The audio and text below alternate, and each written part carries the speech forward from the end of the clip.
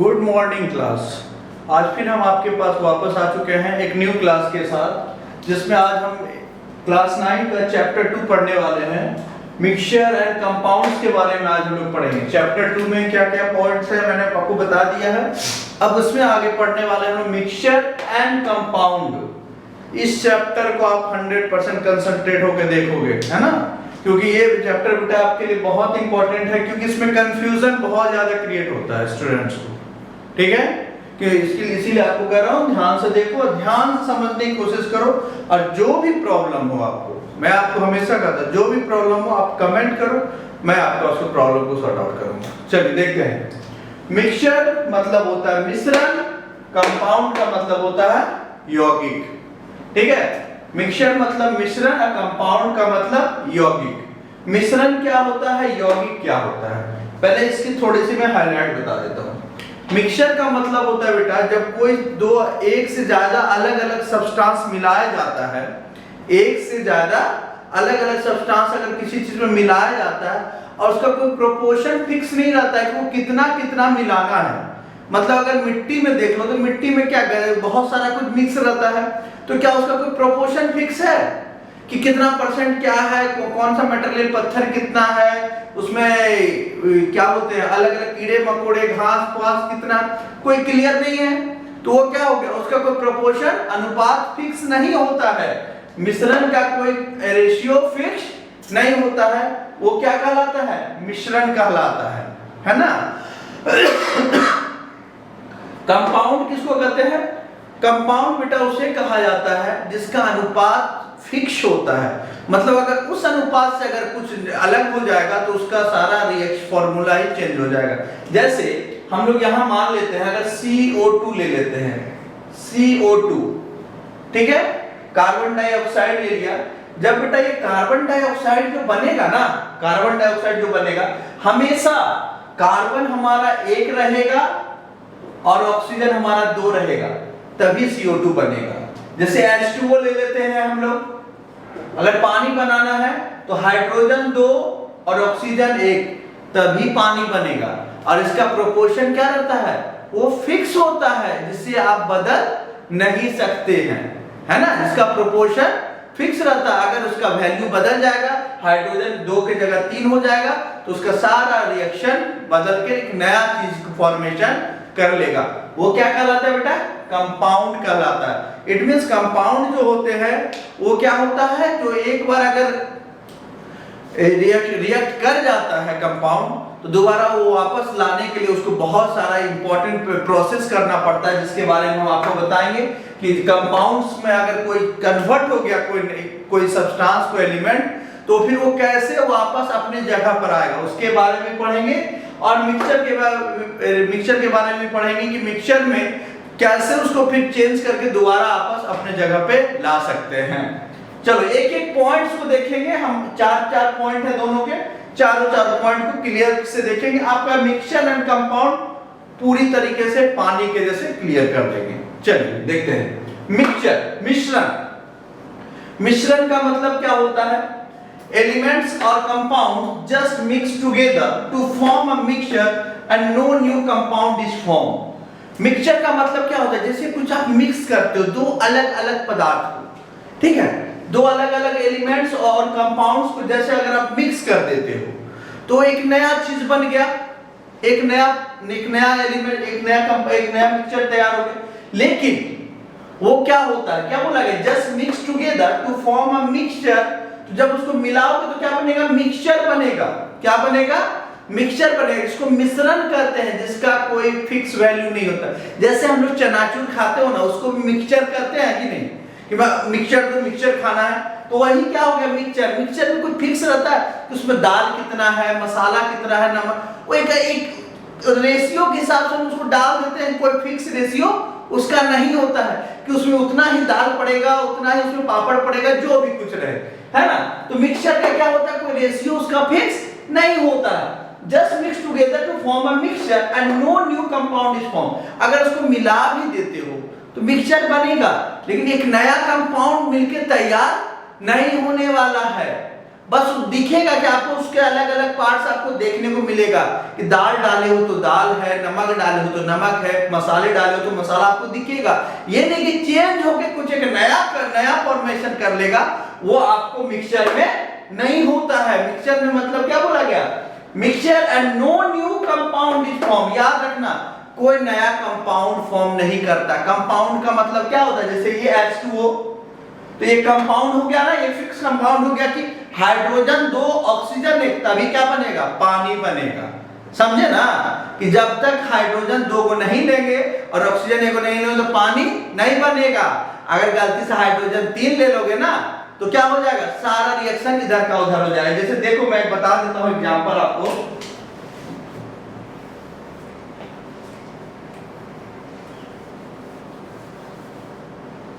तो देखो यहां पे आप ले लो C2H5OH, एक ले लो CH3OH। OH अल्कोहल का होता है, हम लोग जानते हैं OH अल्कोहल का होता है, वो पता है। चलो तो देखो क्या होता है, जब हम कार्बन 2 हाइड्रोजन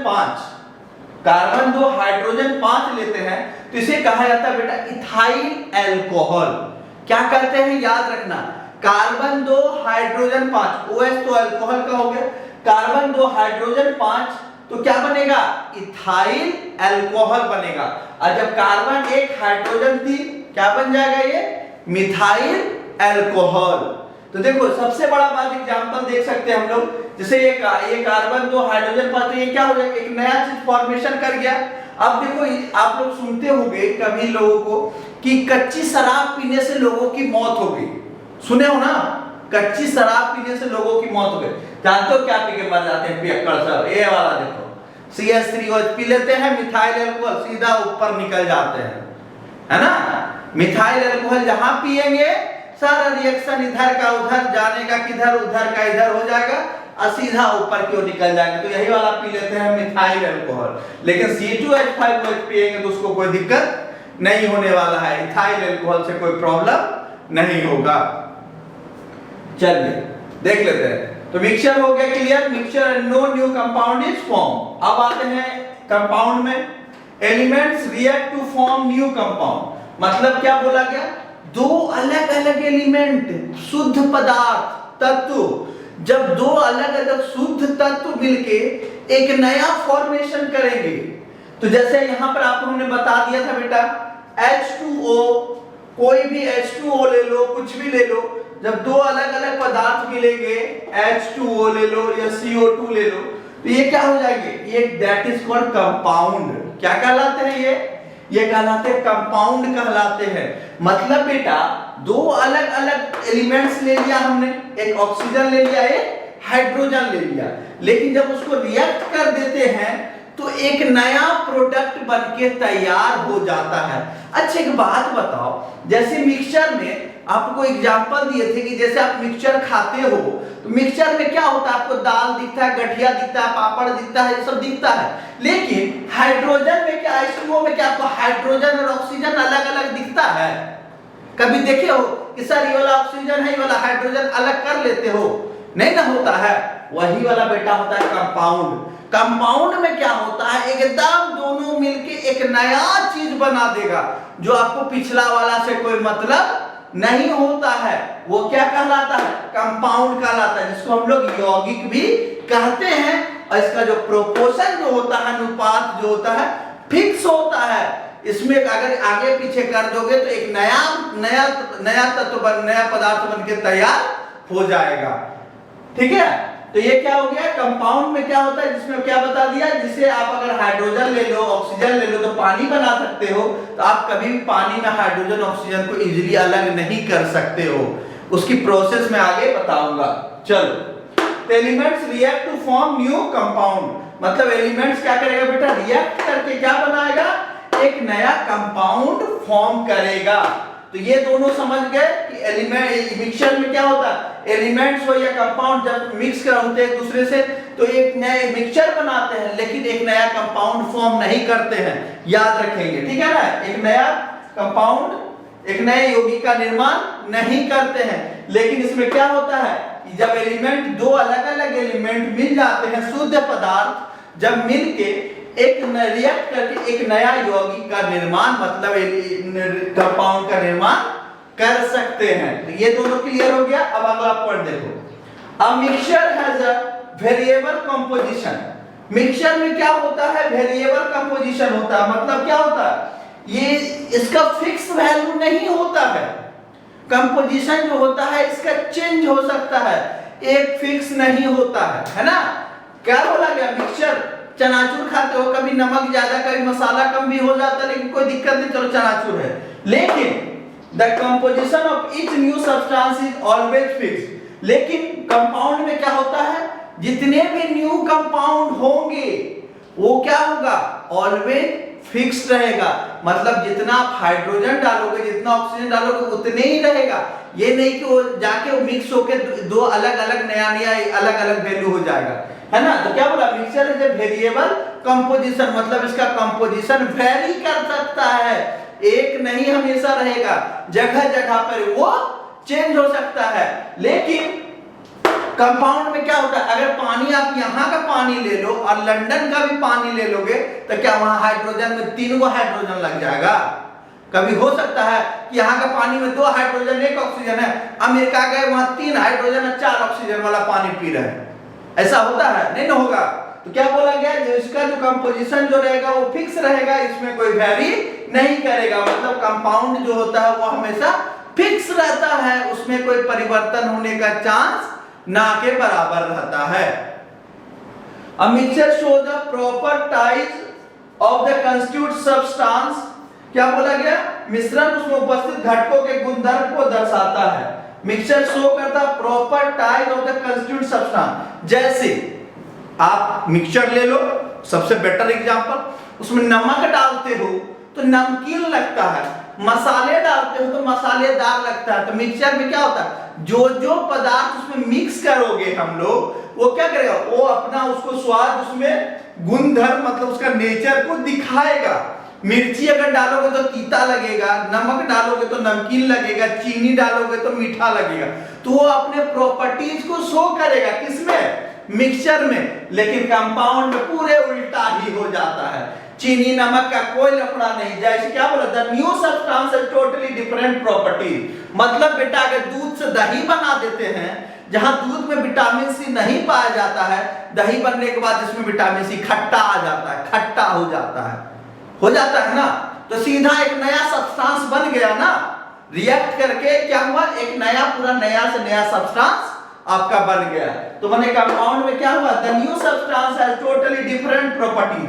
मतलब पहले वाला सब्सटेंस से अभी वाला जो बनेगा कंपाउंड, वो पूरा ही अलग रहेगा, उसमें पिछला वाला से कोई मतलब लेना देना के कोई मतलब ही नहीं रहेगा। The new substance has totally different properties। ये क्लियर हो गया। A mixture show the proper type of the constituent substance। इसमें क्या होता है? जो जो पदार्थ मिले रहते हैं बेटा, वो सारे पदार्थ अपने गुण को दर्शाते हैं। मतलब कि जो जो पदार्थ उसमें है, चीनी है, मीठा है, नमकीन है, जो भी कुछ रहेगा वो मिक्सचर में आपका शो करेगा। लेकिन कंपाउंड में जब मिला देंगे दो अलग अलग एलिमेंट को, जब एक फॉर्म कर जाएगा, तो पिछला वाला से उसका कोई लेना देना नहीं है। चौथा point, the constituents can be separated fairly easily by physical method। आप क्या कर सकते हो? आप उसको चाहोगे तो आप उसको फिजिकली मेथड के द्वारा अलग कर सकते हैं। जैसे चीनी पानी मिला हुआ है, एवोपरेट कर देंगे, आप उसको अलग कर सकते हो ना। अगर कुछ मिट्टी में कंकड़ मिला हुआ है, आप उसको चुन के या छान के अलग कर सकते हो। वो किसमें हो सकता है? मिक्सचर में हो सकता है। फिजिकली मेथड के द्वारा आप उसको छान के अलग कर सकते हो। वो किसमें पॉसिबल है? मिक्सचर में पॉसिबल है। कंपाउंड क्या होता है? The constituent can be separated only by chemical और इलेक्ट्रोकेमिकल रिएक्शन। मतलब आप उसे अलग तो कर सकते हो, लेकिन इतना इजीली रूप से अलग नहीं कर सकते हैं। उसे केमिकली और इलेक्ट्रोकेमिकली विधि के द्वारा, मैंने उसमें इलेक्ट्रिक करंट पास करके, उसको केमिकल रिएक्शन करके आप उसको ब्रेक करके अलग कर सकते हैं। लेकिन इजीली रूप से अगर आप चाहोगे तो मैं मिक्सचर के जैसा अलग करना, वो संभव नहीं होता है। क्यों नहीं होता है? क्योंकि ये तो बेटा मिल गया, लेकिन अभी तक उसका सेम प्रॉपर्टीज पहले वाला अवेलेबल है। लेकिन इसमें क्या हो गया, कंपाउंड में पूरा प्रॉपर्टीज ही बदल चुका है, पहले वाले प्रॉपर्टीज से उसको कोई मतलब नहीं है। अगर अब उसे अपने प्रॉपर्टीज में लाना है तो उसको इलेक्ट्रोकेमिकली या इलेक्ट्रोकेमिकल रिएक्शन या केमिकल रिएक्शन के द्वारा आप उसे वापस ला सकते हैं। तो ये चीज क्लियर हो गया हमारा। मिक्सचर कंपाउंड में कोई भी अगर प्रॉब्लम रहे तो सीधा बोलो सर ये प्रॉब्लम है, तुरंत सॉर्ट आउट हो जाएगा। मिक्सचर क्या होता है, कंपाउंड क्या होता है, इसमें आपको कोई प्रॉब्लम नहीं होनी चाहिए। चलिए इसी के साथ ये हमारा ये पार्ट खत्म हो गया। मिक्सचर एंड कंपाउंड हमारा खत्म हो गया। अब इसके बाद हम लोग नेक्स्ट हमारा चैप्टर रहेगा, पार्ट रहेगा एलिमेंट्स के बारे में ही पढ़ेंगे। इसके आगे कुछ पॉइंट्स बचे हुए हैं, आज आपका यहीं तक क्लियर रहेगा। चलिए, अगर बेटा कोई भी कंफ्यूजन है, कोई भी अगर आपको प्रॉब्लम आ रही हो, आप मेरे को कमेंट करो, मैं आपको प्रॉब्लम सॉर्ट आउट कर दूंगा। चलिए ठीक है ना, कोशिश करो और पॉइंट को सोच समझने की कोशिश करो, सर बता क्या रहा है। चलिए ठीक है, पढ़ते रहिए, मस्त रहिए, खुश रहिए, तंदुरुस्त रहिए। बाय।